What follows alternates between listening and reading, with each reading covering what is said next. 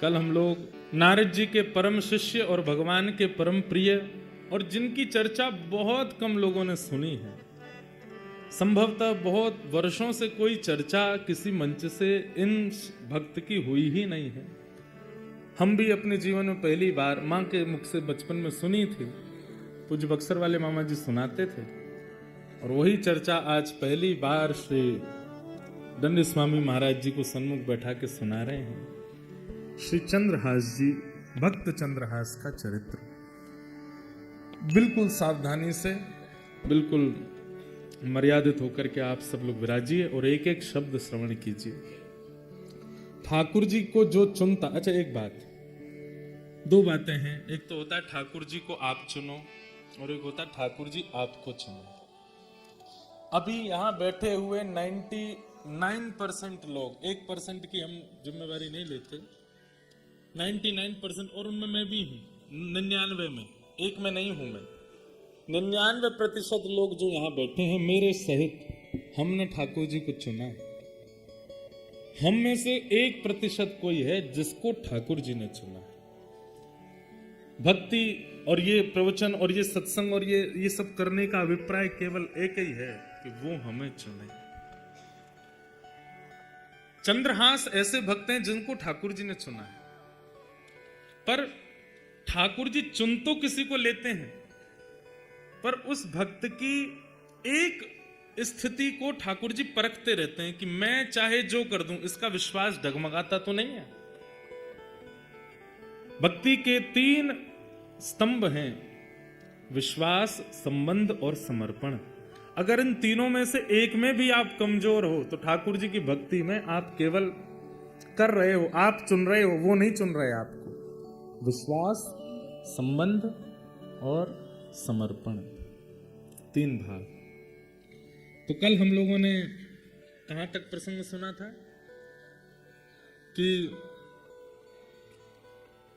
गालव ऋषि आए और आकर के दृष्ट बुद्धि की बेटी विषया का उन्होंने जब हाथ देखा तो हाथ देख करके क्या बोले कि परम सुंदर, परम गुणवान एक बालक से इसका ब्याह होगा, और वही बालक कालांतर में कुंतलपुर, जहां के आप मंत्री हो, यहां का राजा बनेगा। ये सुनकर के दृष्ट बुद्धि तो बड़े प्रसन्न हो गए, मेरी बेटी का ब्याह एक राजा से होगा, भावी राजा से होगा। परंतु गालव ऋषि जब बाहर निकले तो बाहर देखा कुछ बालक खेल रहे थे, और उन्हीं में जब दृष्टि पड़ी चंद्रहास जी के ऊपर, ये बालक कौन है? बोला दासी का पुत्र है। इधर बुला, पास बुलाया, माथे की रेखा देखी, सर पर हाथ रख के बोले भविष्य में कालांतर में तुम ही कुंतलपुर के राजा बनोगे। सुन करके दृष्ट बुद्धि बोला ये दासी पुत्र राजा बनेगा? बोले हंसो मत, तुम्हारी बेटी का वर्ण भी यही करेगा, यही तुम्हारी बेटी का पति होगा। ऐसा कहकर के गालव ऋषि तो चले गए, लेकिन दृष्ट बुद्धि के मन में आ गया ये मैं होने नहीं दूंगा। मंत्री हूं, राजा नहीं हूं, मंत्री हूं, लेकिन इतनी गरिमा महिमा तो जानता हूं कि अपने पुत्र पुत्री का विवाह मुझे कहां करना है, किससे करना है। ये चलते फिरते फकीर संत कुछ भी बोल जाते हैं, इनकी बातों में कोई सत्यता होती है? अरे मंत्री हूं, राजा से ज्यादा मेरी चलती है। राजा तो सिंहासन पर बैठता है, पर नीचे क्या हो रहा है सब मेरे हाथ में है, मैं देखता हूं। कैसे? ये संभव नहीं होगा। और सज्जनता और दुर्जनता की भिड़ंत हुई। परम सज्जन श्री चंद्रहास जी महाराज और परम दुर्जन कौन? दृष्ट बुद्धि। उनकी सुंदरता देख करके विषया तो तभी मोहित हो गई थी, और सबसे बड़ी बात कि सुंदरता चेहरे में नहीं है, हृदय में है, क्योंकि हृदय में ठाकुर जी हैं। और वही हृदय की सुंदरता, जिसके चित्त में ठाकुर जी होते हैं, उसकी सुंदरता अलग होती है। एक बात सुनिएगा, सुंदर व्यक्ति को देख करके चित्त में काम उत्पन्न होता है, सुंदर व्यक्ति को देख करके चित्त में भोग उत्पन्न होता है, विलास उत्पन्न होता है, तो वो व्यक्ति सुंदर है। लेकिन किसी की सुंदरता देख करके श्री जी प्रकट होती हैं, ठाकुर जी प्रकट होते हैं, वृंदावन प्रकट होता है। व्रज का स्मरण होता है तो समझ जाओ परम भक्त है। चंद्रहास जी के रूप को देख करके विषया के चित्त में पता नहीं कैसी प्रीति ठाकुर जी के प्रति जागृत होने लगी। और ठाकुर जी के प्रति प्रकट होने वाली उस, जय हो भैया, कौन को कौन बज रहा हो इतनी जोड़ते, ऐसी प्रसन्नता, अब मन बना लिया कि चाहे जो हो ब्याह तो इसी से करूंगी, बड़ा हो जाए। लेकिन दृष्ट बुद्धि ने मन बना लिया कि इसको नष्ट करना है। सैनिकों को बुलाया, बोले एक काम करना है तुम्हें मेरा। बोले क्या? वृक्षों के नीचे एक बालक घूमता रहता है। बोले हाँ, उसको पकड़ करके ले जाना है और दूर वन में ले जा करके, इतना दूर ले जाना कि खबर भी ना पड़े, दूर वन में ले जाके उसका वध कर दो। और प्रमाण देने के लिए मुझे उसका कोई एक अंग अपने साथ लेकर के आना, जिससे यह प्रमाणित हो जाए कि तुमने उसे मार दिया।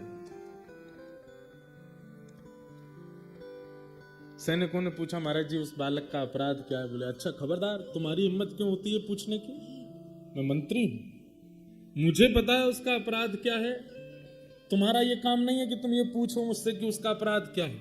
उसका जो भी अपराध है मुझे पता है। तुम केवल जितना मैं कहता हूं उतना करो। उस बालक को लेकर के जाओ, कोई देखने ना पाए। बधिकों ने कहा महाराज जी हम कहीं गए, हमारे रूप आदि को देख के हमने उसको उठाया, वो चिल्लाया, गांव के लोग आ गए तो बोले रूप बदल के जाओ। बोले क्या रूप बना के जाएं? बोले गले में माला पहन जाओ, धोती पहन जाओ, ऊपर स्वाफा बांध लो, गले में एक झोला टांग लो, संतों का वेश बना लो और सीताराम सीताराम चिल्लाते हुए जाना।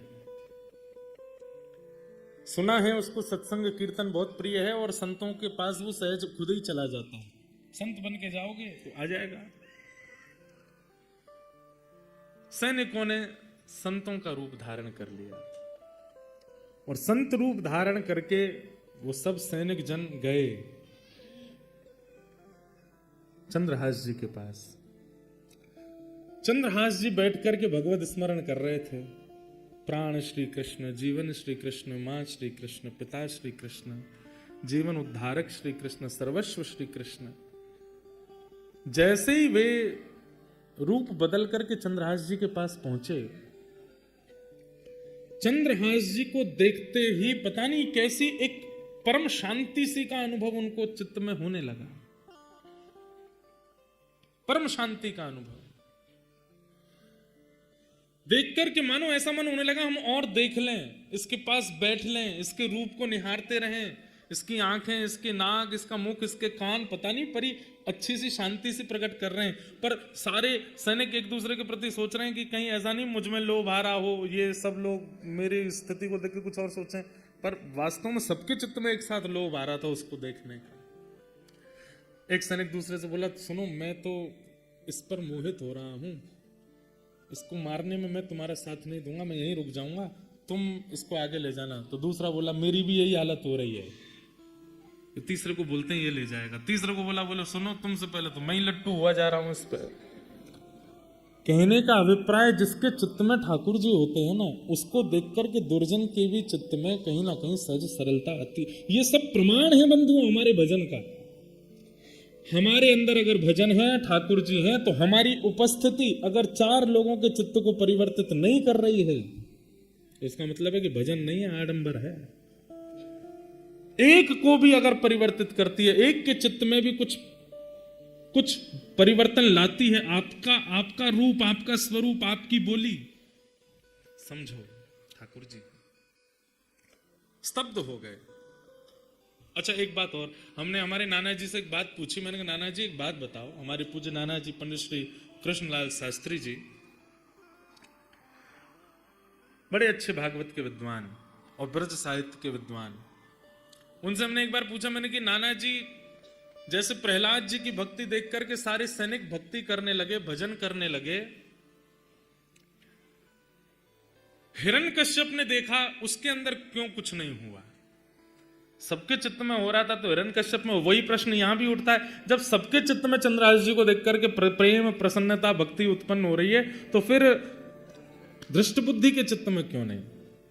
हमारे नाना जी एक सहज सरल सा उत्तर देते थे, लाला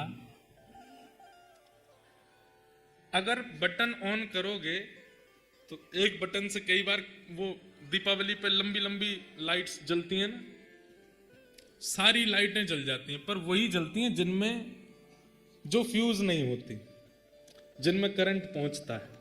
लेकिन उन्हीं लाइटों में कई बल्ब ऐसे होते हैं वो फ्यूज होते हैं, करंट आने के बाद भी वो नहीं जलते, इसका मतलब वो फ्यूज हैं।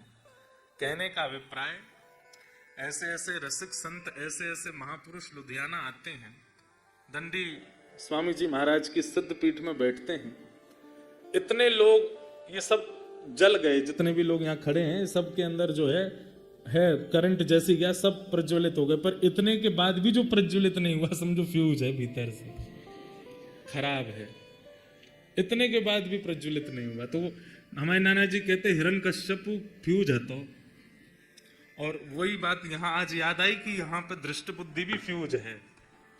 अच्छा, आदमी फ्यूज कब होता है? आदमी फ्यूज कब होता है? वैष्णव अपराध से। अगर वो किसी वैष्णव के प्रति दूषित बुद्धि रखता है, जैसे कोई रसिक संत हैं, उनके आप प्रणाम करते हो, दर्शन करते हो, उनको वंदन करते हो, उनकी कथा सुनते हो, पर कभी आपके मन में आ गया यार ये उतने ऊंचे हैं नहीं जितना हम सोचते हैं, ये तो ऐसे ही हैं, ये भी हमारी तरह लोभी हैं, ये भी हमारी तरह कामी हैं, ये भी हमारी तरह ही हैं, ये भाव आते ही आपके द्वारा वैष्णव अपराध हुआ, वो फ्यूज हो जाता है। फिर चाहे कितना करंट देते रहो, प्रज्वलित नहीं होगा। उसी के बाद फिर भक्ति सूक्ष्म होनी प्रारंभ हो जाती है, उसी के बाद भाव खत्म होने शुरू हो जाते हैं, नेत्रों के आंसू सूख जाते हैं, फिर कुछ नहीं होता, फ्यूज हो जाते हैं। तो दृष्ट बुद्धि फ्यूज है। लेकिन ये सारे जो सैनिक हैं देख करके चंद्रहास जी को देखते रह गए। लेकिन थोड़ी देर बाद इन सैनिकों ने बात की, बोले कि अगर हमने इसको मारने का मन नहीं हो रहा, इसका कोई अपराध नहीं है, पर अगर हमने इसको नहीं मारा तो हम मारे जाएंगे, छोटे छोटे बच्चे, हमारे घर परिवार सब, हमारा वो दृष्ट बुद्धि मंत्री बहुत दुष्ट है, सब खत्म कर देगा इसको नहीं मारा तो। और ऐसा भी नहीं कि हम जाके कह देंगे मार दिया, वो तो प्रमाण मांगेगा, प्रमाण दिखाओ, उसका कोई अंग दिखाओ, क्या काट के लाए हो। सावधानी से सुनना। दृष्ट बुद्धि की आज्ञा की ज्यादा प्रेशर था इनके ऊपर, सैनिकों के ऊपर। तो सैनिकों ने जैसे ही आंख खुली चंद्रहास जी की, देखा ओहो संत जन बैठे हैं, संतों के वेश में थे, तुरंत चरणों में प्रणाम किया। अब तो महाराज वो और बिक गए, बोले कितना प्यारा है, एक तो रूप इतना सुंदर, स्वभाव कितना अच्छा है इसका, चरणों में प्रणाम कर रहा है। तुरंत जल लेकर के आए नदी का, चरण धोने लगे, बोले मुझे चरणामृत चाहिए। मेरे गुरुदेव जो मुझे नियम बता के गए, नारद जी महाराज ने चंद्रहास जी को यहाँ पर अद्भुत ज्ञान प्रदान किया, उसका विषय तो मैंने छेड़ा ही नहीं है।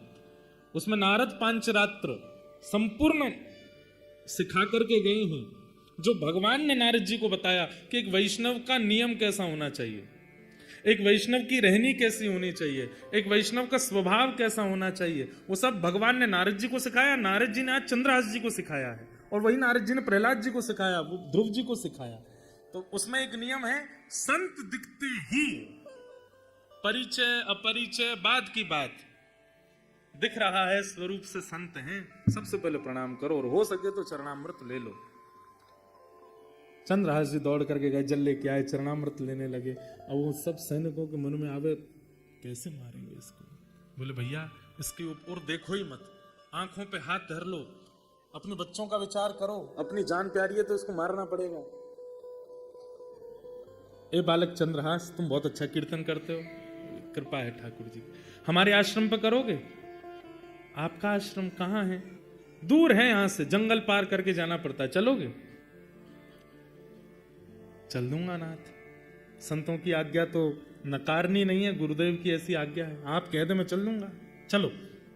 और श्री आगे आगे चारों वो सैनिक चल रहे हैं संत वेश में, और पीछे उनके चरणों को देखते हुए। नियम देखिए, दृष्टि उठा के बात नहीं करनी, महापुरुष से चरण देखते रहिए, केवल उसके चरण देखते हुए उनके चरण चिन्हों को बीच बीच में अपने माथे से लगा लेते हैं। ठाकुर जी रीझते जा रहे हैं चंद्रहास पर। ले गए घनघोर जंगल में, कोसों दूर उस नगर से। अचानक से वे चारों रुके और जैसे ही पलटे अपना भेष हटाया, सैनिकों के भेष में आ गए, अपने खड़क तलवार आदि लेकर के हाथ में खड़े हो गए। पर वो सैनिकों जैसे लगे ही नहीं रहे। क्यों? आंखों में दया है, हाथ कांप रहे। चंद्रहास बोले, आप सब लोग ये महात्मा जी, आपका रूप कैसे बदल गया? हे संत चरण, आपने अपने कपड़े उतार के क्यों फेंक दिए? माला जी क्यों उतार दी? और ये खड़क आदि क्यों ले लिए? चंद्रहास, हमसे ज्यादा बात मत कर, नहीं तो हम तेरे पे मोहित होते चले जाएंगे। तुझे मारने के लिए आए हैं हम, और तुझे मारेंगे। चंद्रहास बालक बोला, पर क्यों? मेरा अपराध क्या? मैंने क्या गलती की? मैंने राजकोष का कुछ चुरा लिया?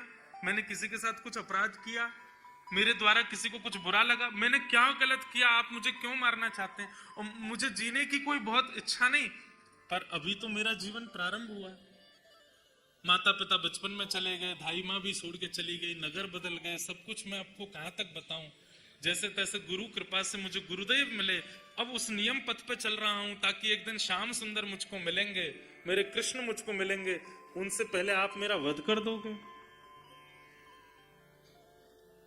कम से कम ये बता दीजिए मेरा अपराध क्या। बताने की अनुमति नहीं है, बस तुमको मारना है। और हमसे ज्यादा बात मत करो, तुम जल्दी आओ, सिर अपना नीचे करो, मुख मत दिखाओ, हमें काटने दो तुम्हारा सर।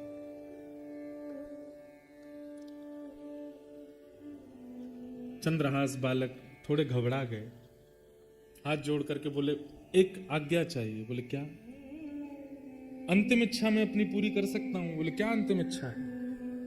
बोले आज सुबह से ठाकुर जी की सेवा नहीं करी, अपने ठाकुर सेवा कर लूं, ठाकुर जी का भोग लगा दूं, चरणामृत पी लूं, उसके बाद ले चलना, मार देना। मैं कहां गली चौबारों में रहने वाला, मैं किससे जाके कहूं कि मुझे बचाओ? कोई है भी तो नहीं मेरा। अब मेरे पास कोई रास्ता नहीं, मरना तो मुझे है ही है, पर मैं अपना नियम तो कर लूं। ठाकुर सेवा, अब तू वापस जाएगा ठाकुर जी लेने? नहीं, ठाकुर जी मेरे कोई सिंहासन मंदिर में थोड़ी है। तो कहां है ठाकुर जी? तुरंत मुंह से ठाकुर जी निकाले, गाल में रखते थे चंद्रहास।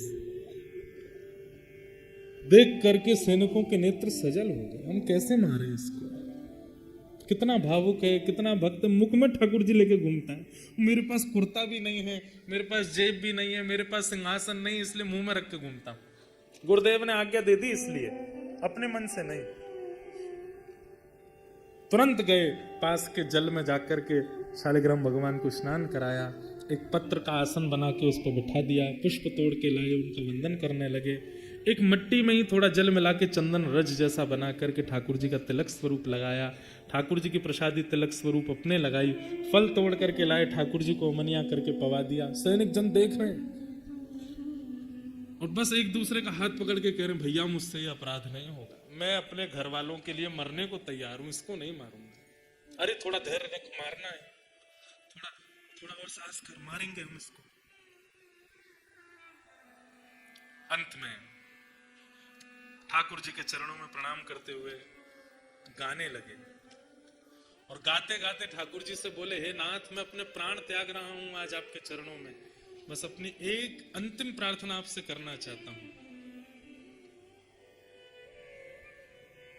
एहो विधि नाथों पे अचरा पसार मांगू, जन्म जन्म दीजो याहि ब्रज बसी, अहीर की जात समीप नंद घर, एहो विधि नाथों पे अचरा पसार मांगू, जन्म जन्म दीजो याहि ब्रज बसी।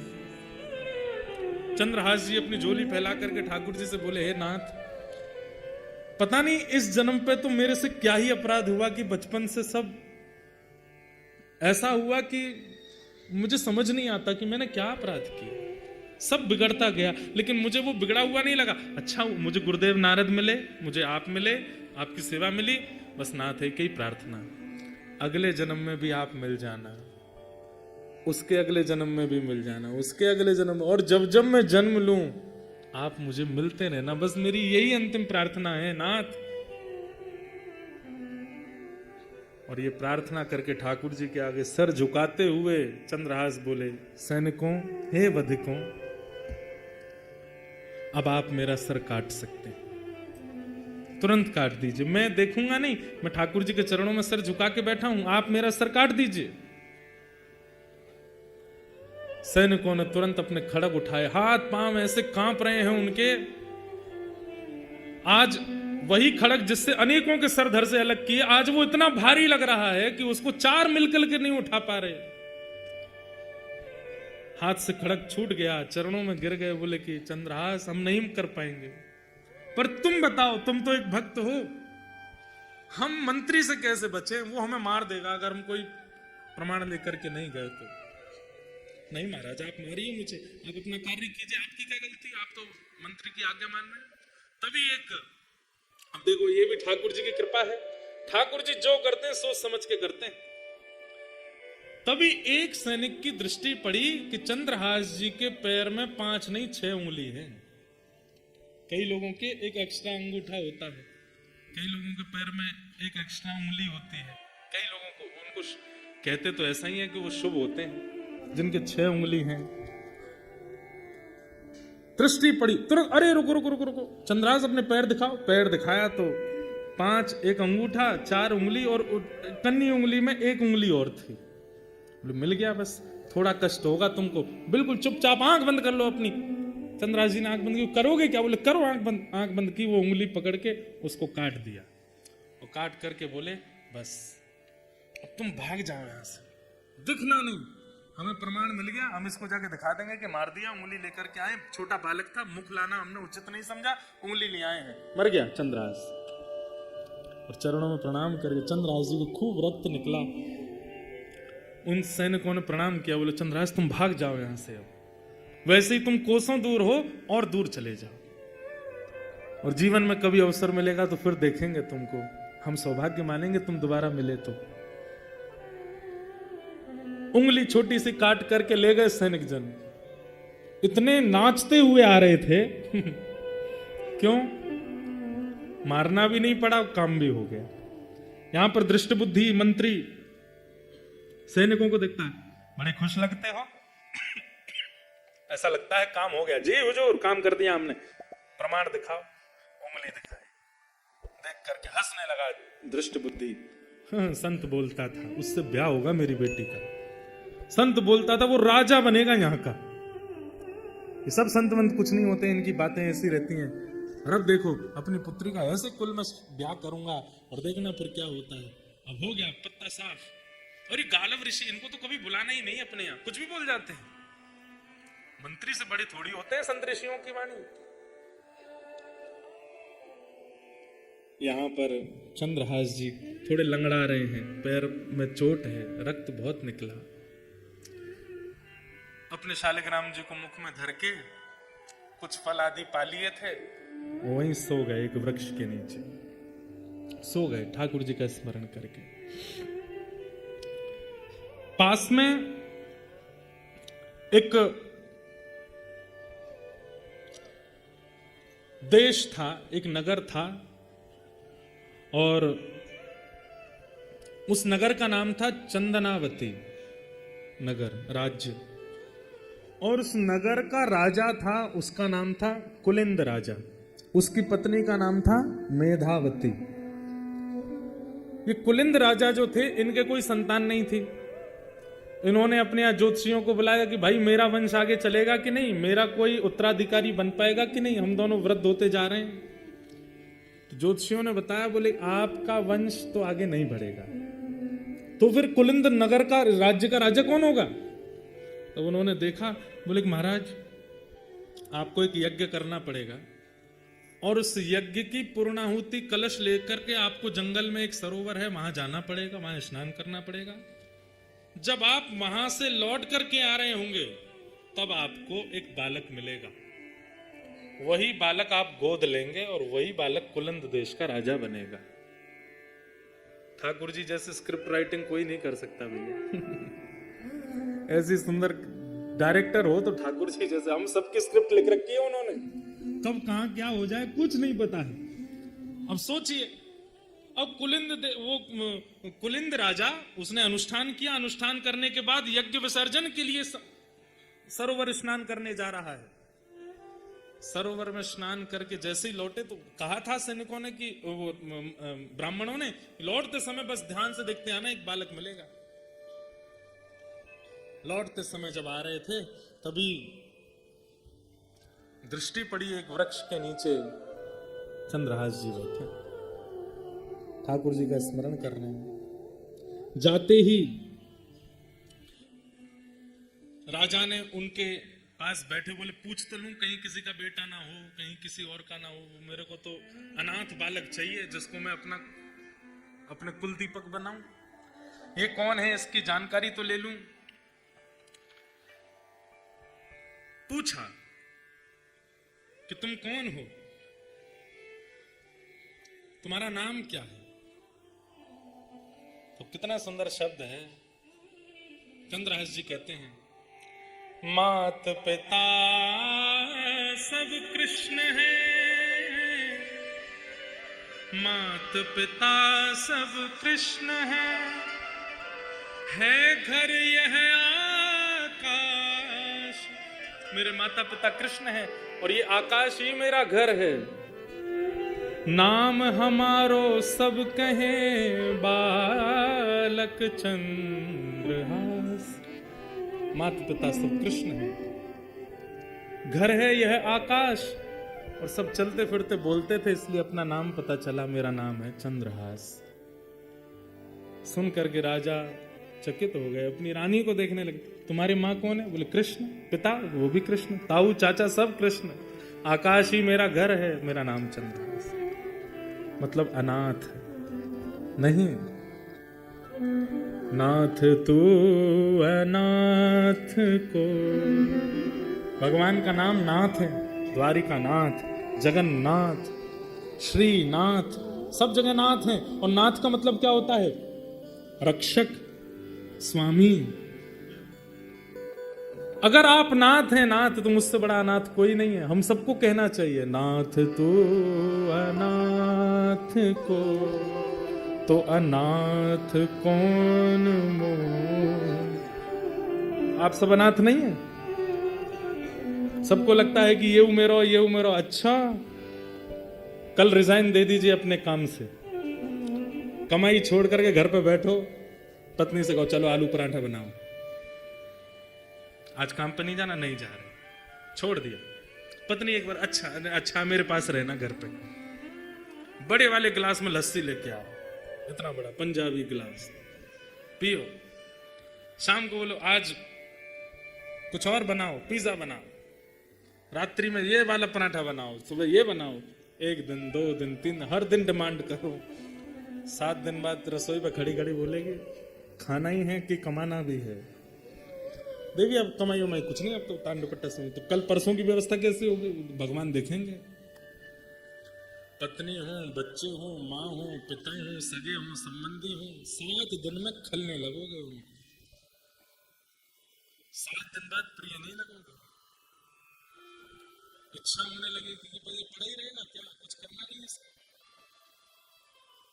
हम किसी के प्रिय इसलिए हैं क्योंकि हमसे उसका कोई स्वार्थ है। मानते तो हमारा भी परिवार है, हमारा भी सब कुछ है, हम बोल रहे हैं यहाँ बैठ करके, पर मुझे भी पता है, आपको भी पता है, स्वार्थ लाग करहि सब प्रीति। अपना कौन है? तो फिर हम अनाथ नहीं हुए। एकमात्र ठाकुर जी ऐसे जिनका हमसे कोई काम नहीं बनने वाला, फिर भी हमारे लिए बैठे। वास्तविक नाथ तो वही है। भोग मत लगाओ ठाकुर जी का, फिर भी बैठे रहेंगे आपके घर पे। वस्त्र मत बदलो ठाकुर जी को, फिर भी बैठे रहेंगे। इत्र मत लगाओ, फिर भी बैठे रहेंगे। आरती मत करो, फिर भी बैठे रहेंगे। करोड़पति हो जाओ, फिर भी बैठे रहेंगे। खाकपति हो जाओ तो भी कह देंगे कोई बात ना, मुंह तो कोने में धर के लई चल संग में। कोई तेरा साथ छोड़ दे, मैं ना छोड़ूंगा, मैं तेरे संग ही रहूंगा। तू रोड पे रहे, कुटिया में रहे, कोई यहाँ किराए पे रहे या महल में रहे, एक बार ठाकुर जी आगे अंतिम सांस तक नहीं छोड़ेंगे। सबसे बढ़िया संबंधी ठाकुर जी, अंतिम दिन तक साथ रहते हैं। तो हम वास्तव में नाथ कौन है? वही नाथ है। नाथ तू अनाथ को अनाथ कौन मोसो, जो त्यों तुलसी कृपाल चरण शरण चेरो। मोह समान आरत नहीं, आरत हर तो सो, तू दयालु दीन हो, तू दानी हो भिकारी, हो प्रसिद्ध पात की तू पाप पुंज हारी। ठाकुर जी कितना कहां क्या किसका सोच के बैठे हैं कुछ नहीं पता है। चंद्रहास जी महाराज को पिताजी मिल गए, माताजी मिल गए, लेकिन देखिए कितनी अद्भुतता। मैं तो चरित्र सुन के इतना आनंदित हुआ हूं, पढ़ करके इतना सुख मिला कि आपको सुनाने में मुझे बहुत प्रसन्नता हो रही है। चंद्रहास जी से आज्ञा ले रहे हैं राजा रानी, देखो हमारे कोई संतान नहीं है, हम पास के चंदनावती देश के राजा हैं, और हमको एक ब्राह्मणों ने कहा था कि हमको एक बालक मिलेगा मार्ग में, अनाथ बालक, उसको हम अपना बालक बना, उसी को हम अपनी राज्य का राजा बनाएंगे, उसी को अपना उत्तराधिकारी बनाएंगे। तुम हमारे पुत्र बन सकते हो, हम दोनों को अपने माता पिता रूप में स्वीकार करोगे, तुम जो कहोगे वो हम करेंगे। मतलब जैसे कोई लड़का लड़की का ब्याह होता है, ऐसे संबंध हो रहा है। ये सुनकर के चंद्रहास जी महाराज बोले, देखिए माता पिता तो मेरे कृष्ण हैं, उनके अलावा मैं किसी को मानता नहीं, पर आपको पुत्र की आवश्यकता है, इसलिए मैं आपकी भरपाई तो कर दूंगा, लेकिन मेरी एक शर्त है। क्या?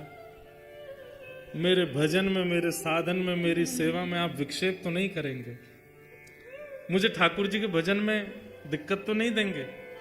अरे क्यों देंगे हम दिक्कत, तुम्हारे लिए एक छोटा महल बनवा देंगे, तुम राजकुमार होगे उस देश के, प्रेम से रहना, अनेक सेवक हूं। नहीं, मुझे कोई सेवक नहीं चाहिए, मैं अकेला अपने ठाकुर जी की सेवा अपने हाथ से करूंगा, बस मुझे इतना वचन दे दीजिए, मेरी सेवा में आप विक्षेप नहीं डालेंगे तो मैं चलूं।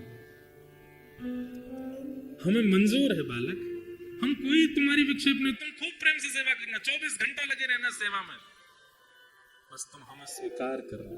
ठीक है, अगर आप मेरी भक्ति में बाधक नहीं बनेंगे तो मैं पुनः कह दूं, माता पिता तो मेरे कृष्ण हैं, पर आपका पुत्र मैं बन जाता हूं। और श्री चंद्रहास जी ने उस राजा कुलिंद राजा को अपने आप को पुत्र रूप में प्रदान कर दिया कि आप मुझे ले चलो। सिंहासन पर बैठे महाराज, पुष्प वर्षा हो रही है, लाखों की तादाद में पूरा चंदनावती नगर देख रहा है, हमारा राजकुमार आ रहा है बैठ करके, रथ में बैठ करके श्री चंद्रहास जी पधारे। ये ठाकुर जी की लीला है भैया, कहां क्या करें, बस उन पर भरोसा रखो। हम लोग कैसे हैं पता है, बीमार हो गए 7 दिन, दवाई से ठीक नहीं हो रहे, अब क्या करें, ऊपर का कोई चक्कर है हमारे ऊपर, यहाँ पर ये कर आओ, वहां पर वो कर आओ, उधर से वो कर आओ, उधर से वो कर आओ, यहां से ऐसे। ठाकुर जी पे भरोसा क्यों नहीं रखते हैं? ठाकुर जी का चक्कर क्यों नहीं है आपके ऊपर, ये दूसरों का ही चक्कर क्यों है हमारे ऊपर? प्रहलाद जी महाराज कहते हैं, कृष्ण ग्रह ग्रहितात्मा नवेद जगदीश्वर। जब अनेक प्रयासों से नहीं मर रहे थे प्रहलाद जी, तब हिरण्यकश्यप ने पूछा, तूने कोई टोना किया है क्या, कोई टोटका है क्या, ये कोई प्रेत तेरी रक्षा कर रहा है क्या? बोले पिताजी ऐसा मत कहो, कोई प्रेत नहीं है, कोई टोना टोटका नहीं है, ना तो मेरा राहु बलवान, ना मेरा केतु बलवान, ना मेरा गुरु बलवान, ना मेरा सूर्य बलवान, ये सारे ग्रह नक्षत्र सब है ही नहीं, एक ग्रह है मेरे जीवन में, क्या? कृष्ण ग्रह। भरोसा रखो भैया ठाकुर जी पे, ठाकुर जी ने कछु अच्छो ही विचार करके रखो है सबके जीवन के लिए। चंद्रहास जी महाराज अगर दुखी हो गए होते, ठाकुर जी ने तो बचपन से ही कष्ट दिए हैं, बचपन से ही पीड़ा दी है, तो आज एक नगर के राजकुमार भी तो बन गए।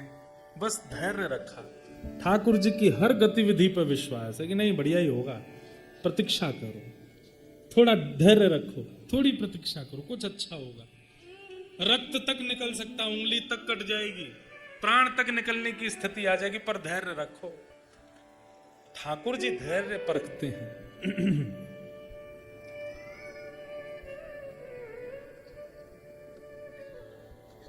चंद्रहास जी अब चंदनावती राज्य के राजकुमार हैं।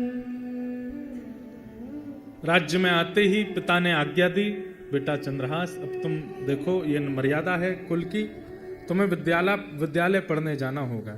विद्यालय गए।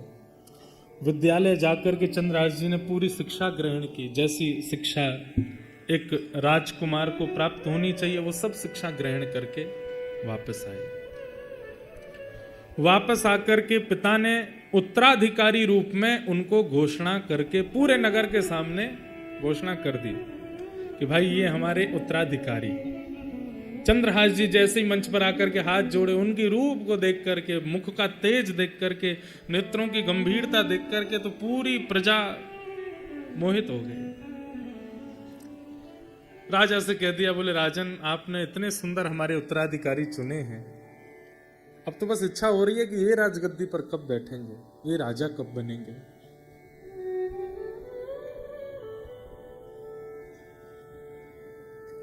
अब यहां एक ठाकुर जी बहुत दिन तक सब कुछ बहुत स्मूथ नहीं चलने देते, कुछ ना कुछ तो फिर आता ही है।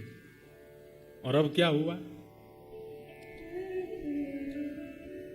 यहां जो कुंतलपुर जहां चंद्रहास जी दासी के साथ गए थे, वहां के राजा ने मंत्री दृष्टबुद्धि को बुलाया और कहा कि भाई एक पास में नगर है, उसका नाम है चंद्रावती। बोला बहुत महीने निकल गए, बहुत साल वर्षा होने को आया, महीने का कर नहीं चुकाया राजा ने, उसका कर नहीं आया। ऐसा लगता है कि प्रजा के कर से खूब आनंद ले रहा है। बोले क्या करें, आप आज्ञा करो। बोले सेना लेकर के जाओ, और सेना लेकर के जाकर के या तो राजा से कर वसूल के लाओ और दुगना कर लेके आना, और देने से मना करे तो चढ़ाई करके उसको नष्ट कराना। कौन जा रहा है? दृष्ट बुद्धि। और जिस नगर में जा रहा है वहां का राजकुमार कौन है? चंद्रहास। दृष्ट बुद्धि ने तैयारी कर ली अपने सब सेना की। बोले ले लो तीर कमान तलवार सब धर लो, चंदनावती नगर जाना है, और वहां जाकर के राजा से कर मांगना, नहीं देगा तो उसको मार देंगे, उसको उसकी पूरी प्रजा को। और आजकल हमने सुना नया राजकुमार बनाया उसने।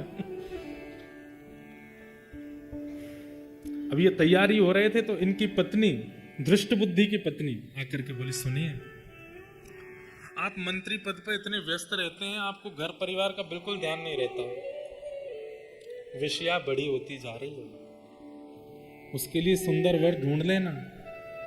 और अपने नगर में तो करने में संकोच होता है, प्राचीन काल में एक ही शहर में ब्याह कम होते थे, थोड़ा दूसरे नगर के लोगों से करते थे।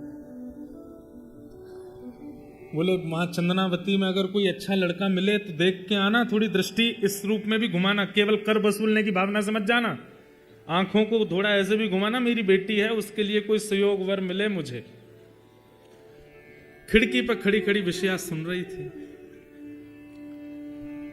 पुत्री, हाँ पिताजी, कैसा वर चाहिए? ऐसी कोई इच्छा नहीं पिताजी, आप जो ढूंढेंगे अच्छा ही होगा, पर बस रूप सुंदर हो, गुण का अच्छा हो, बस और कोई मुझे ज्यादा विशेष धन से मुझको कोई लोभ नहीं, घर परिवार कैसा भी हो, बस रूप सुंदर हो और स्वभाव का मधुर हो। धृष्टद्युम्न ने बुलाया, सिर पे हाथ धरा, बोले मैं ढूंढ के लाऊंगा तेरे लिए, अच्छा वर ढूंढूंगा, चिंता मत कर।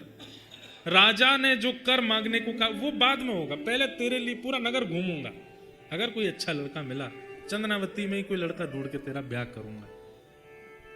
जी पिताजी। यहां दृष्टद्युम्न वो दृष्ट बुद्धि अपने पूरी सेना लेकर के निकल रहा है, और वहां चंदनावती के राजा को अचानक याद आया और उसने चंद्रहास जी को बुलाया। पुत्र चंद्रहास, राजकुमार चंद्रहास, बोले जी तुम मिले तो हम तो इतने खो गए तुम में, इतना प्रेम तुमसे बढ़ गया, इतने आनंद में मैं और तुम्हारी मां रहने लगे कि हमने एक बहुत बड़ी गलती कर दी। बोले क्या?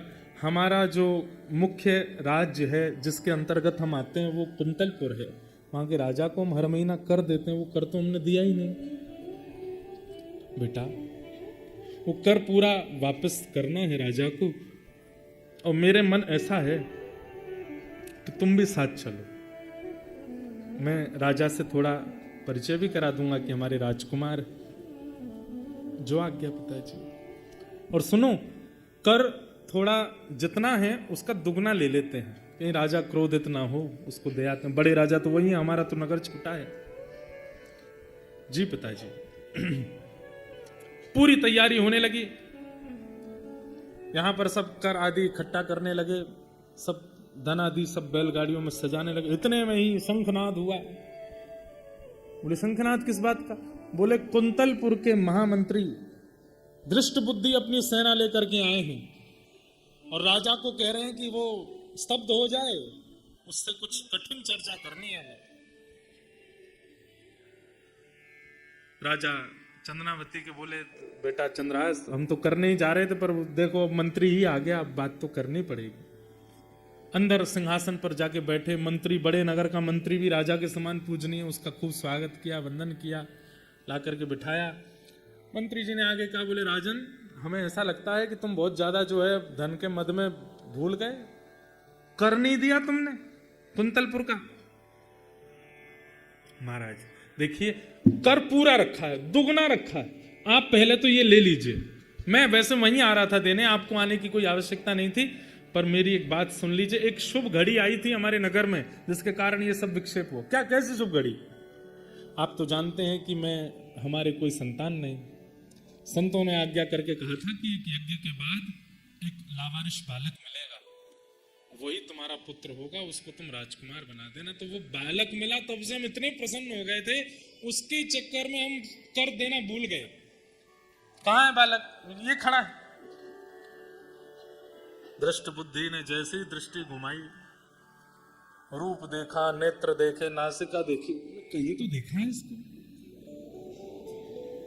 तुम देखे देखे क्यों लगते हो? इधर आओ थोड़ा। अब चंद्रहास जी का नियम, वो झूठ बोलते नहीं थे। छोंक लगा बहुत जोर से, कहीं से छोंक लगाए हैं।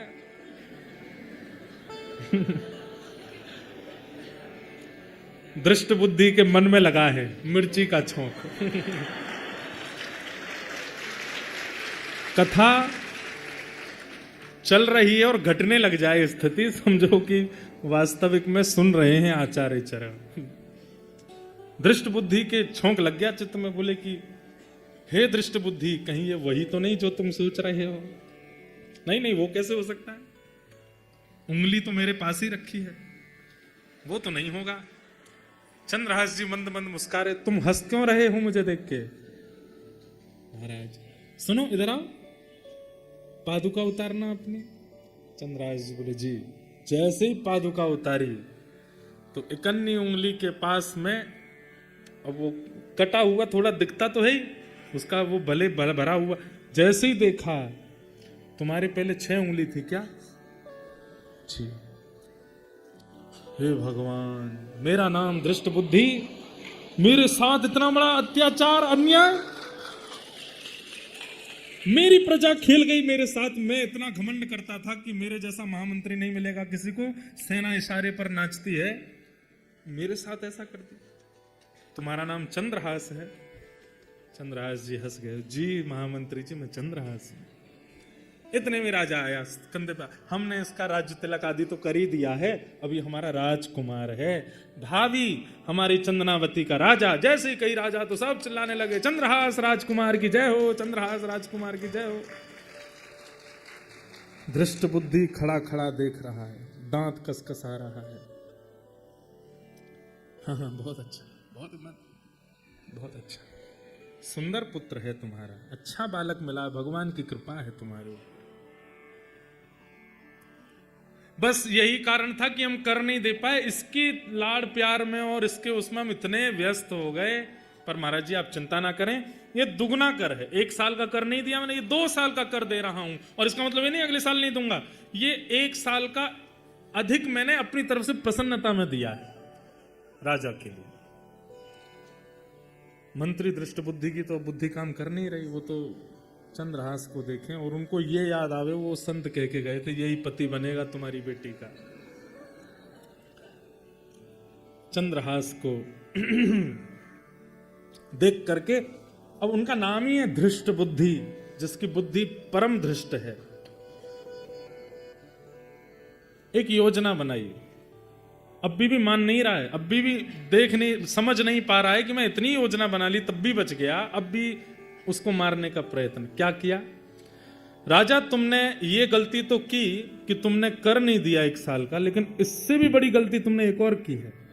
तो चंद्रनावती का राजा बोला क्या भाई, तुम कुंतलपुर राजा के अंतर्गत आते हो, बिना उनकी आज्ञा के और बिना उनको निमंत्रण दिए तुमने राजकुमार घोषित कैसे किया। ये राज परंपरा के विरुद्ध है।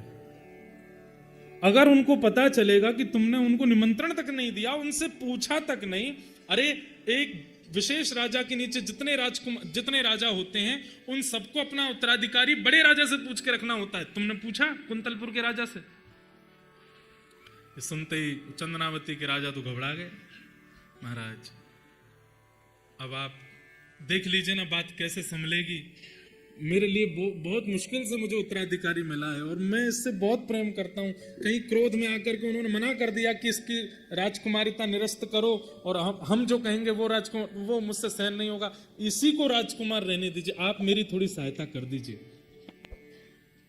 मंत्री दृष्टबुद्धि बोले मैं तो तुम्हारा मित्र हूं ना, तुम्हारी सहायता ही करूंगा। अब एक काम करते हैं, बोले क्या, मैं एक पत्र लिखता हूं और पत्र लिख करके चंद्रहास को दूंगा, तुम मत जाना, तुम जाओगे तो राजा को क्रोध ज्यादा आएगा। और वो पत्र लेकर के चंद्रहास जाएगा कुंतलपुर और वहां राजा के पास नहीं जाना, सीधे मेरे पुत्र माधव के पास जाना। माधव को मैं पत्र में लिख दूंगा कि वो बात पूरी संभाल लेगा और ये जो तुमसे थोड़ा सा अपराध हुआ है इसके लिए राजा तुमको क्षमा कर। माधव से बहुत प्रेम करते हैं राजा हमारे। अब मैं तो यहां हूं, मुझे तो कर पूरा गिनती करवानी है, उसके बाद ही जा सकता हूं, तब तक मैं जा नहीं सकता कुंतलपुर, तो मुझे तो यहीं रहना पड़ेगा, तुम चंद्रहास को भेजो और मैं पत्र लिख देता हूं। पत्र लिखा और चंद्रहास से कहा पत्र में लिख देता हूं, इस पे ऊपर मोहर लगाऊंगा, खुलना नहीं रास्ते में, सीधे जाके मेरे पुत्र माधव को देना, मैं क्यों पढ़ूंगा आपका पत्र, आप लिख दीजिए।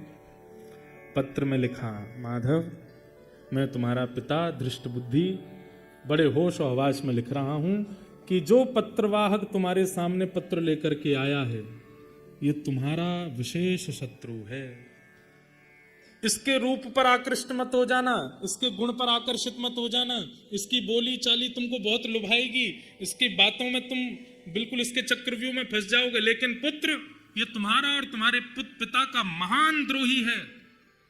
बिना कोई संकोच करे और बिना मेरी प्रतीक्षा करे, बिना किसी से पूछे योजना बना करके इसको विष दे देना। नीचे अपना सिग्नेचर कर दिया दृष्ट बुद्धि और लिख करके उस पर सील लगा दी, ऊपर स्टैंप लगा करके ऊपर लिख दिया प्रिय माधव। चंद्रहास इधर आओ, खोलना नहीं इसको, नहीं मैं क्यों खोलूंगा, लेके जाओ और सीधे मेरे पुत्र माधव के पास जाना, जाकर के उसको दे देना, वो सब बात संभाल लेगा। राजा मैंने संभाल ली तुम्हारी। अरे मंत्री जी आप तो बड़े हमारे कृपालु, कितनी कृपा आपकी हमारे ऊपर है। निकल पड़े चंदनावती से। रात्रि में एक घोड़े पर बैठ करके परम भक्त श्री चंद्रहास जी रास्ते भर कीर्तन करते जा रहे हैं, ठाकुर जी का स्मरण करते हुए जा रहे हैं, बड़े भाव से ठाकुर जी को याद कर रहे हैं। रात भर हो गई चलते चलते, सुबह पहुंचे कुंतलपुर। बहुत सुंदर कथा है बंधुओं, भाव से सुनो, ठाकुर जी कैसी कृपा करते हैं। कुंतलपुर जैसे पहुंचे तो ये तो इनका पुराना नगर था ही, बचपन की सारी यादें आ गई। मेरी माँ मुझे लेकर के यहाँ आई थी, यहाँ पे हम लोग रहे थे, ये मंत्री जी का घर है, यहाँ पे हम खाते थे, यहाँ पे खेलते थे, सब मन में घूमने लगी बातें। दृष्टबुद्धि ने विचार किया, चंद्रहास जी ने विचार किया सुबह सुबह का समय है, अभी तो सब भोर में जग रहे होंगे, अभी सीधे माधव के पास जाना, मुझे लगता है कि वो भी स्नान ध्यान कर रहा होगा, अभी क्या सीधे उसके पास जाता हूँ, ये पास में बगीचा है, यहाँ पर रुक करके थोड़ा अपने ठाकुर जी की सेवा कर लूँ, स्नान ध्यान कर लूँ और सेवा आदि करके फिर चलेंगे माधव के पास। बगीचे में पहुंचे, जाके स्नान किया, सरोवर में जल लेकर के अपने मुख से ठाकुर जी निकाले, सेवा करी, सेवा आदि करके ठाकुर जी को बढ़िया प्रसाद भोग लगाया फलों का फल पा लिए तो चंद्रहास जी रात भर सोए नहीं, घोड़ा चलाए थे तो थोड़ी थकान सी लगी उनको। अपनी पाग उतार के नीचे रखी, पाग के ही जैसे ऐसे पाग बांधते हैं तो एक पाग के छोड़ में ही वो पत्र रखा था, रख दिया। अपने हाथ के तकिया लगा करके ठाकुर जी के ऊपर एक उंगली रख के मेरे पास रहें, उस भाव से सो गए। गहरी नींद आ गई चंद्रहास जी को। चंद्रहास जी यहां गहरी नींद में सोए और आज परम पावन कोई देवी का दिवस था। उस बगीचे में देवी का मंदिर था। देवी पूजन करने के लिए विषया वहां पर आई, दृष्ट बुद्धि की बेटी। आपको याद तो हो रही है ना, कहता कहीं भूलते तो नहीं जा रहे पिछली तो दृष्ट बुद्धि की बेटी विषया, वो उस बगीचे में देवी पूजन करने के लिए आई।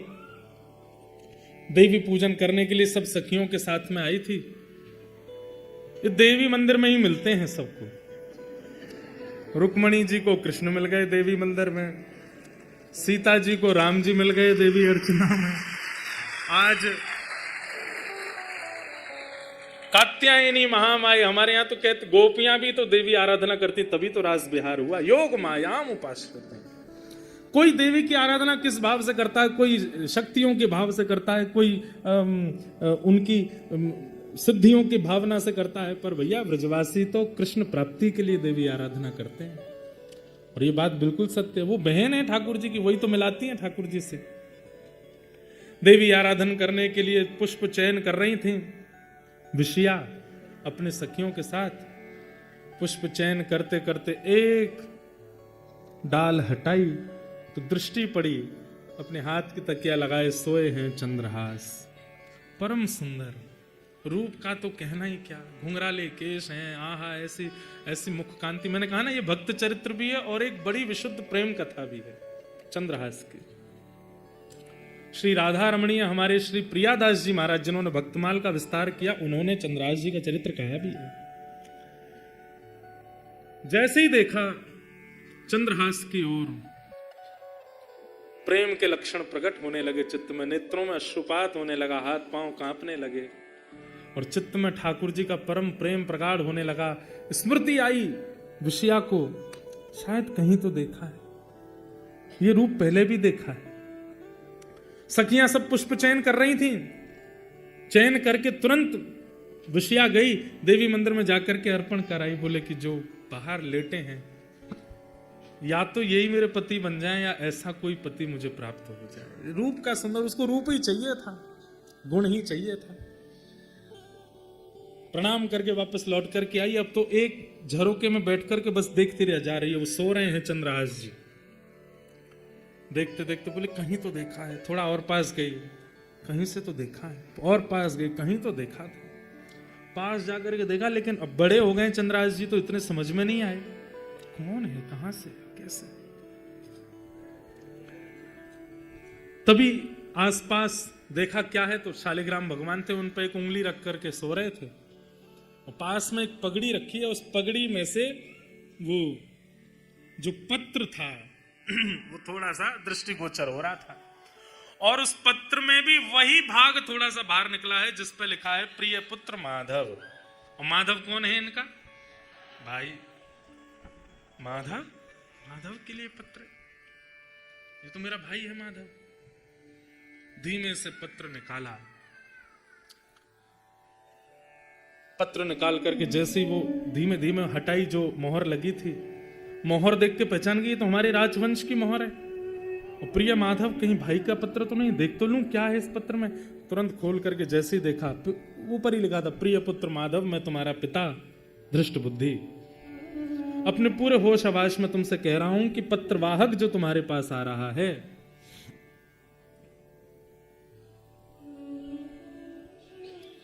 ये तुम्हारा शत्रु है और तुम बिना किसी विचार के, बिना किसी चिंतन के मेरी प्रतीक्षा मत करना, इसको विष दे देना, मेरा प्रतीक्षण मत करना। एक थोड़ी सी सुधार करने वाली बात है, अभी अभी याद आई। वो भाई का नाम माधव नहीं मदन था। क्या नाम था? मदन। वो क्यों समझ में आई बात? क्योंकि संस्कृत में पत्र लिखा था और उसमें ये भाव, जब विषया पढ़ रही है अपने पिताजी का पत्र, तो प्रिय पुत्र मदन, मैं तुम्हारा पिता दृष्ट बुद्धि पूरा पत्र लिख रहा हूं, इसको ध्यानपूर्वक पढ़ना, मेरी प्रतीक्षा मत करना, इस पत्र को पढ़ करके ऐसे ऐसे कर। तो वो जब पढ़ रही थी तो उन्होंने पहले पत्र की पंक्ति देखते ही सोचा पिताजी गए हैं मेरे लिए वर ढूंढने के लिए, हो सकता है उनको वर मिल गया है और उसी वर के संकेत भाई को भेजा है। तो जहां पर लिखा था कि मदन, ये जो पत्रवाहक आया है तुम्हारा शत्रु है, तो मदन का एक अर्थ होता है कामदेव, और कामदेव यानी कि बहुत सुंदर है कामदेव। उस काम का शत्रु कौन है? उसकी सुंदरता को नष्ट करने वाले श्री कृष्ण हैं। तो मदन का शत्रु मतलब कि भाई कामदेव को भी लज्जित करने वाला जो ये पत्रवाहक सुंदर आया है, इसको तुम विष प्रदान कर देना, बिना मेरा चिंतन किए, बिना मेरी प्रतीक्षा किए इसको विष दे देना। तो विषया ने सोचा ये पिताजी ने पत्र लिखा है भैया को बताने के लिए कि जो पत्रवाहक है ये मेरे लिए सुंदर वर है, जिसकी सुंदरता कामदेव को भी लज्जित करने वाली, और है ही इतने सुंदर हैं।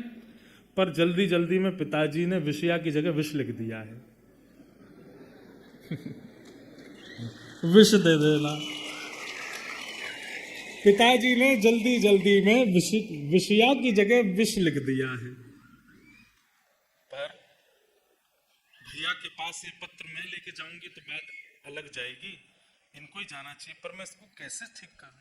काली स्याही से लिखा है। तुरंत विषया ने एक नुकीली कुछ सीख निकाली और अपने आंखों का काजल लेकर के उस पर लगाया, सीख पर। वो संस्कृत में पूरा लिखा था, विषयस्मयी प्रदायतम। अगर प्रदायतम करें तो इसका अर्थ होगा इसको विष दे दो। अब उन्होंने सोचा कि विषयस्मयी को विषयामयी कर दूं तो मतलब मैं हो जाऊंगी। तो उन्होंने क्या किया, विषयास्मयी प्रदातव्या, एक आ की मात्रा पीछे लगाई, एक आ की मात्रा आगे लगाई अपने आगल के आंख के अंजन से, और पत्र का पूरा अर्थ बदल गया। पत्र का अर्थ क्या हो गया कि हे प्रिय पुत्र मदन, ये जो पत्रवाहक तुम्हारे सामने आए हैं ये मदन का शत्रु है, यानी कि मदन मतलब कामदेव को भी लज्जित करने वाली इसके रूप है। तुम मेरी प्रतीक्षा मत करना, मेरे आने का चिंतन मत करना, मेरे आने की खबर मत देखना। जितना जल्दी हो सके बिना किसी से पूछे विचारे, किसी को बिना बताए तुरंत इसको विषया प्रदान कर देना, इससे विषया का ब्याह कर देना। विषया कर दिया। विषया करके तुरंत वो लेके और कहीं से कुछ गर्म सा कुछ लाई, उससे वो जो मोहर थी उसको थोड़ा पिघला करके और उसको पुनः लगा करके मोड़ मरोड़ करके फिर से पाग में धर के और विषया बलैया लेकर के भाग गई वहां से। बढ़िया होगा। जाके भैया से बोले भैया जल्दी तैयार हो जाओ। क्यों? कोई आ गया तो मेहमान, तैयार रहो। ठाकुर जी की लीला अद्भुत है। यहां थोड़ी देर बाद चंद्रहास जी की नींद खुली।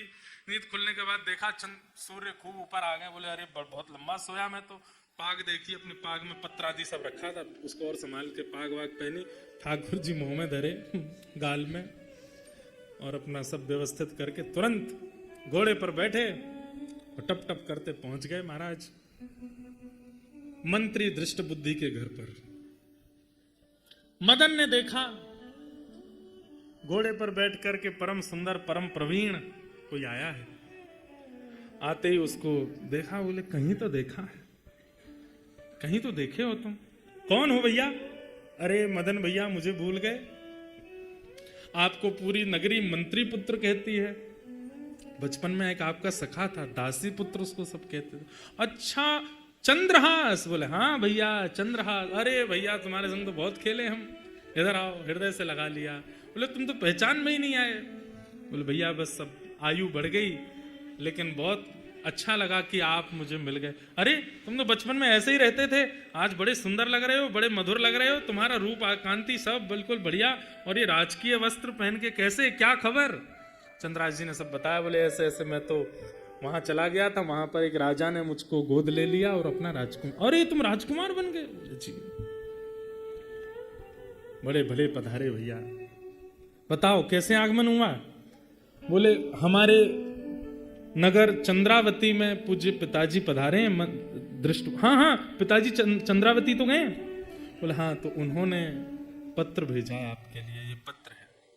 पत्र खोल करके तुरंत वो हटा करके पत्र खोल करके, प्रिय पुत्र मदन, तुम्हारे सामने जो खड़ा है पत्रवाहक, ये मदन का शत्रु है, काम को लज्जित करने वाला है।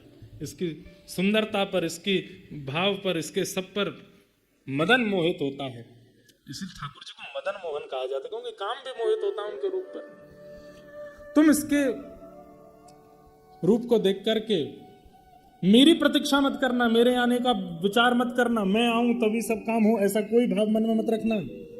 मेरे आने से पहले ही बिना किसी को बताए, बिना खबर दिए, बिना निमंत्रण दिए विषया को इसको प्रदान कर देना।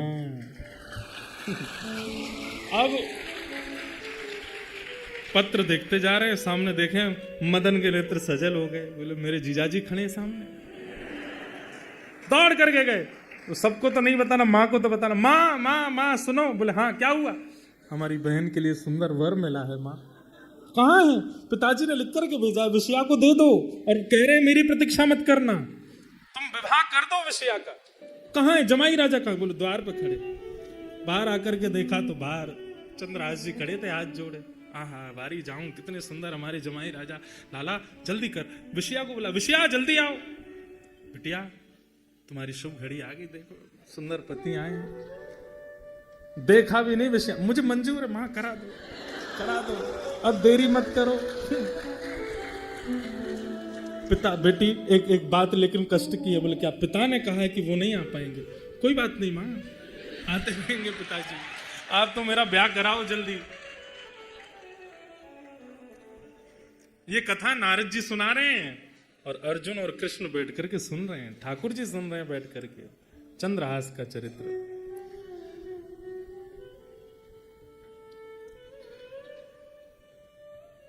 अब देखो संयोग कैसे बनते हैं।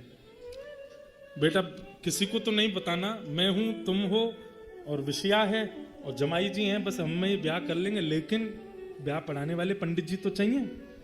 जाओ कोई पंडित जी को बुला लाओ। अब ये मदन जैसे ही निकल रहा था घर से, इतने में गालव ऋषि आ गए सामने, जो कह के गए थे कि इनका ब्याह होगा। हे ऋषिवर। बोले जी मेरी पुत्री की कुंडली देख करके बता दीजिए, उसका ब्याह नक्षत्र कौन सा, जल्दी करना है, जितना जल्दी हो सके करना है। पिताजी ने आज्ञा करी है, जितना जल्दी हो सके विषया दे दो। गालव ऋषि भीतर आए, मंद मंद मुस्कुरा रहे थे, सब जानते तो थे। कुंडली देख करके बोले हमारी बात सुनिएगा ध्यान से। माता जी बोले हाँ बताइए। बोले आपकी पुत्री, इसका ब्याह अगले एक घड़ी के अंदर नहीं हुआ, अगर 24 मिनट के अंदर नहीं हुआ तो आगामी 24 वर्ष तक इसके लिए वर नहीं मिलेगा। एक घड़ी के अंदर इसका ब्याह होना चाहिए। अब मदन बोला 24 मिनट में ब्याह कैसे हो? अरे तुम धृष्ट बुद्धि मंत्री के पुत्र हो, तुमको क्या देर लगे? मैं बस नाम बोलता जाऊंगा, सामग्री देते जाना मुझको, मैं कराता हूं ब्याह। मुख्य मुख्य विधि होंगी।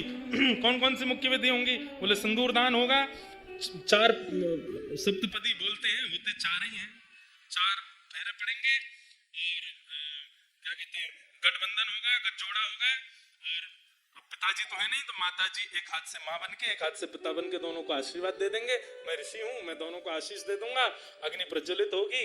और अब देखो तुम समय गवा रहे हो, दृष्ट बुद्धि के पुत्र मदन, तुम तो केवल लगे रहो, मैं सामग्री मांगू देते जाना, आप लगिए। पिताजी तुरंत कहा विषया जिन वस्त्रों में हो उनमें ही आ जाओ। विषया बोली मैं पहले ही तैयार बैठी थी, तो मुझे पता था वो ना।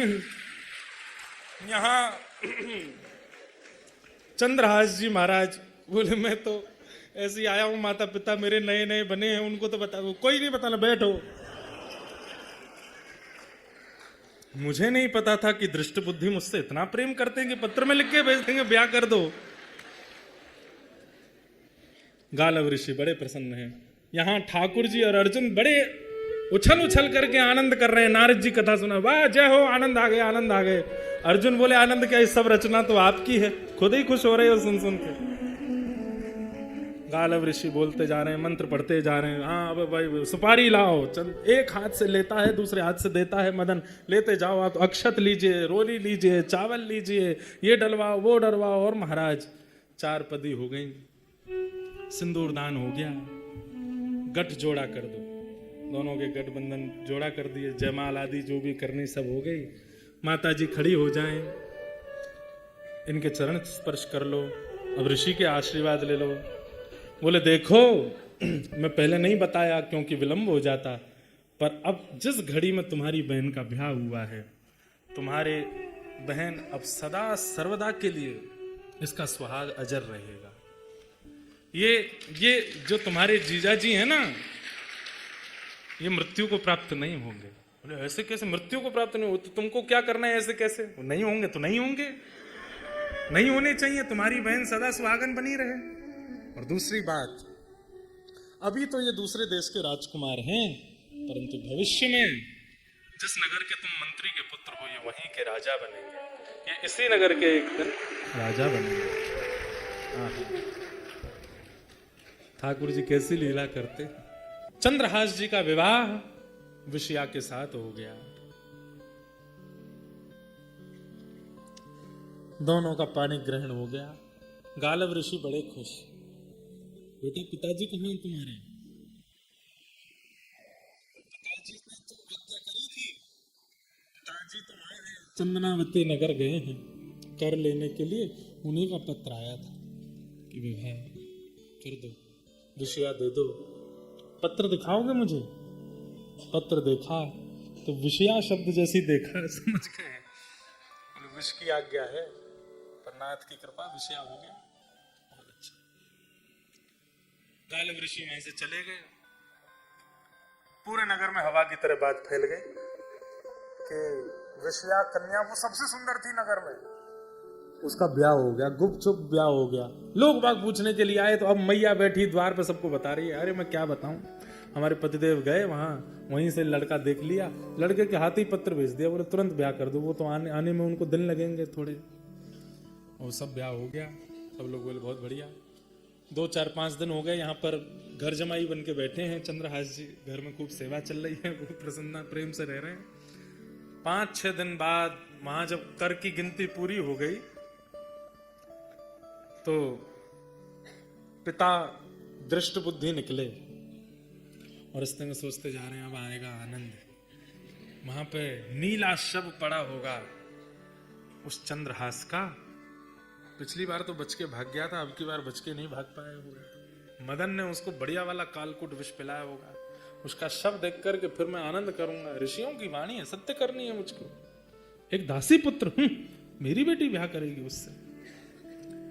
जैसे ही पहुंचा कुंतलपुर, अब भीतर प्रवेश किए तो लोग बाग जो घूम रहे थे, बधाई हो बधाई हो बधाई हो, आपको बहुत बहुत बधाई हो महाराज।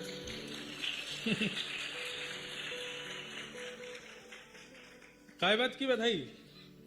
क्या हुआ भैया, तुम सब लोग बधाई क्यों दे? अरे क्या सुंदर वर भेजा आपने विषया के लिए। हम तो बचपन से सोचते थे इतनी सुंदर है विषया, उसके लिए सुंदर वर कैसे मिलेगा? दृष्ट बुद्धि जी को इतने सुंदर वर तो नहीं मिल सकता, पर आपने भी बिल्कुल ये समझिए नहले पर दहला दिया। और आपने बहुत अच्छा किया जो आपने ये कह दिया कि मेरी प्रतीक्षा मत करना।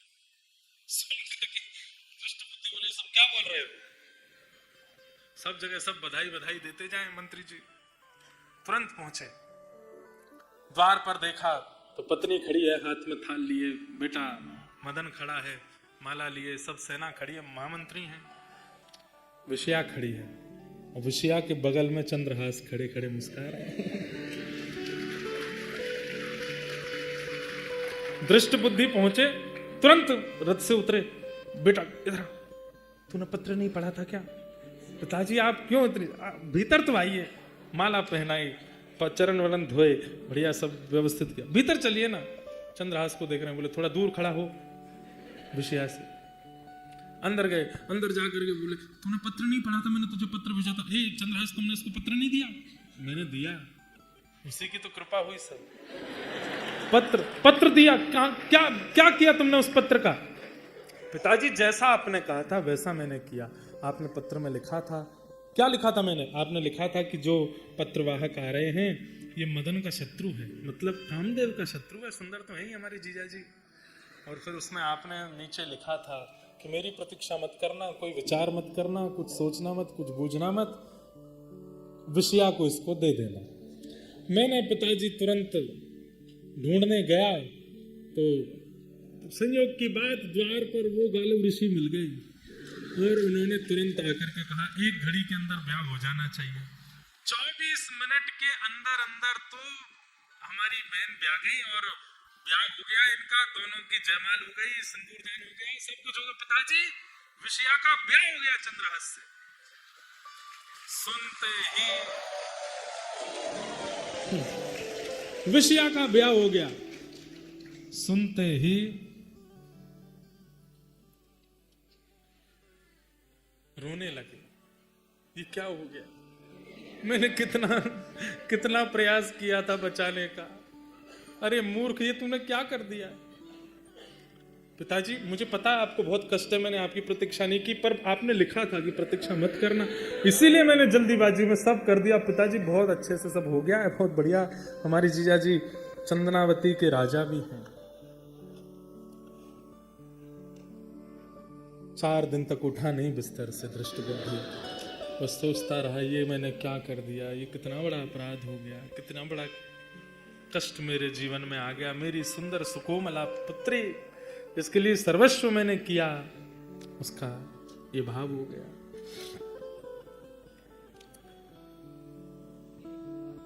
बहुत अच्छा है, अच्छा है, पति मिल गया हमारी बेटी को, करेंगे कुछ ना कुछ प्रयास। चरित्र तो खूब विस्तृत है, सूक्ष्म में थोड़ा और सुना दूं। अब भी चेता नहीं। अब मतलब ये सोचिए कि इतना अपने ऊपर बात लिया है। जिस पुत्री के लिए सुयोग वर ढूंढने के लिए इसने हजारों योजनाएं बना रखी थी, उस पुत्री के लिए अब ये तक विचार करने पर आ गया कि विधवा हो जाए चलेगा, लेकिन दासी पुत्र मेरे घर में जमाई नहीं बनेगा, इसको मार के रहूंगा। जाको राखे साइया मार सके ना कोई, बाल न बांका कर सके जो जग बेरी हो। धृष्टद्युम्न ने एक योजना बनाई। क्या योजना बनाई? फिर से बुलाया सैनिकों को और सैनिकों को जाकर के कहा वो हमारे यहाँ बगीचा है। बोले हाँ, उसमें देवी मंदिर है। बोले जी, छुप करके वहां खड़े हो जाओ, तलवार निकाल करके, क्योंकि अब मैं कहूंगा देख के मारो, तो देख के तो मारते ही नहीं है इसको, इसका रूप देख करके तो मारने का मन नहीं होता। अब ऐसी योजना बनाते हैं कि कह देंगे कि भाई सुबह सुबह जो सबसे पहले मंदिर में आवे उसका सर धड़ से अलग कर देना बिना देखे, वो हमारे राज्य का शत्रु है। यहाँ सैनिकों को भेज दिया, वहां पर जाकर के सब सैनिक खड़े हो गए। रात्रि में इन्होंने अपने सब परिवारी जनों के साथ बैठ करके सबसे कहा कि एक योजना बनी है। बोले क्या? हमको एक संत मिले थे जब मैं चंदनावती से आ रहा था, तो उन्होंने कहा है कि तुम्हारे यहाँ जो कुल देवी हैं उनकी पूजा करनी पड़ेगी। किसको? होने वाले जमाई को। और अकेले जाना पड़ेगा, सुबह सुबह भोर में जाना पड़ेगा। पुत्र, कल विषया तुम भी नहीं जाओगी, मदन तुम भी नहीं जाओगे, हम भी नहीं जाएंगे, अकेले जमाई राजा जाएंगे और मंदिर में जाके देवी पूजन सुबह सुबह भोर में करेंगे और वहां देवी पुष्प को ये चढ़ाएंगे, तभी इनका जीवन कल्याण में आदि आदि बहाने बना दिए। ठीक है। यहां ये हुआ था कि विषया का ब्याह पढ़ा करके गालव ऋषि जब निकल रहे थे अपने गंतव्य की ओर, तो उस समय राजा अटारी पर खड़े थे कुंतलपुर के। उन्होंने देख लिया गालव ऋषि को, तुरंत बुलवाया। बोले कि आप हमारे यहाँ पधारो। पधारे। बोले कि महाराज हमारे राज्य की कुशलता के लिए मुझे कुछ आज्ञा कीजिए, सब मंगल में बना रहे। बोले कल सुबह भोर में सबसे पहले देवी पूजन करने जाओ। राजा को आज्ञा कर दी। बोले कल सुबह सुबह चले जाएंगे महाराज। अब यहाँ वही हुआ, यहाँ पर मंत्री जी ने भेज रखे थे इंद्र कि जो भी आवे सरदार से अलग कर देना। राजा तो इतना उत्साहित था अपने राज्य के कल्याण के लिए कि राजा भोर में ही सबसे पूर्व ही वहां अकेले पहुंच गया। आज्ञा करके गए थे अकेले जाना, राज आदि वो सब मत लेके जाना। राजा ने जैसे ही प्रवेश किया भीतर, सैनिकों ने उसका वध करने के बाद में अब तो महाराज पूरे नगर में हल्ला मच गया। क्या हुआ क्या हुआ? सैनिकों को पकड़ लिया, पकड़ करके पूछा किसके निर्देश पे तुमने ऐसा किया? दृष्ट बुद्धि सो करके उठे, बोले कि खबर आ रही होगी। खबर आई कि महाराज राजा पधार गए हमारे नगर के। पूछा अरे राजा कैसे चले? मंत्री हूं मैं। तो बोले कि सुबह सुबह देवी पूजन करने गए थे, वहां पे सर दर से अलग कर दिया। सर पकड़ के बैठे, भगवान ये क्या हो गया? ये तो बहुत बड़ा अनर्थ हो गया। सैनिकों से पूछा गया कैसे मारे गए राजा? किसने कहा था तुमको? इशारा कर दिया दृष्ट बुद्धि। दृष्ट बुद्धि को पकड़ लिया, बंदी बना लिया। क्या करें कैसे करें? हमारा देश तो अब राजविहीन हो गया। मंत्री जी को तो बंधक बना लिया, दृष्ट बुद्धि को। पर सब लोगों ने चंद्रहास जी को जब देखा तो राजा मरे, तो इतने सारे राजा भी वहां इकट्ठे हुए। सब लोगों से पूछताछ की गई कि आप लोग क्या विचार करते हैं, कौन राजा होना चाहिए? तब चंद्रहास जी की ओर देख करके सब लोगों ने उनको चुन लिया और कहा कि यही राजा हमारे कुंतलपुर के होने चाहिए। और वे राजा बने। राजा बनने के बाद में उन्होंने खूब भाव से अपने देश का, अपने नगर का संचालन किया। खूब प्रेम से उन्होंने आनंद के साथ में सबका निर्वहन किया। तत्पश्चात आज अर्जुन के घोड़े उन्होंने हरण कर लिए। नारद जी महाराज कथा सुना रहे हैं और कथा सुनाते हुए कह रहे हैं घोड़े हरण करने का कारण कोई और नहीं है, कारण केवल एक है। इतने वर्ष हो गए ठाकुर जी मिले नहीं हैं। तो अर्जुन के घोड़े हैं ये जानकर के उन्होंने बंदी बना लिए, उन्होंने हरण कर लिए कि ठाकुर जी के मित्र हैं, इनके बहाने ठाकुर जी मिल जाएंगे। अर्जुन अब तुम भी यहाँ हो, ठाकुर जी बगल में हैं। ठाकुर जी का हाथ पकड़ करके वहाँ राजभवन में बैठे हैं। चंद्रहास ठाकुर जी से मिलवा दो। अर्जुन ठाकुर जी का हाथ पकड़ करके लेके गए चंद्रहास राजा के यहाँ, और जैसे ही भवन में प्रवेश किया, आहा नील वर्ण की कांति, गौर वर्ण के अर्जुन अपना हाथ में ठाकुर जी को लेकर के आ रहे हैं। चंद्रहास राजगद्दी पर बैठ करके देखते हैं, जैसे ही दृष्टि डालते हैं ठाकुर जी को देख करके आनंदित हो जाते हैं, चरणों में लिपट जाते हैं, भगवान चंद्रहास को हृदय से लगाते हैं। ये पहली बार ऐसा अनुभव हुआ, कथा सुनकर के भक्त को भगवान के दर्शन हुए, पर कथा सुन के भगवान ठाकुर जी के पास, भक्त के पास गए हैं। ऐसे भक्त चंद्रहास को हम बारंबार प्रणाम करते हैं। बोलो भक्त वत्सल भगवान की, श्री गिरिराज धारण की जय, श्याम सुंदर श्री यमुने महारानी की, प्यारे गिरधर लाल की, पूछ री के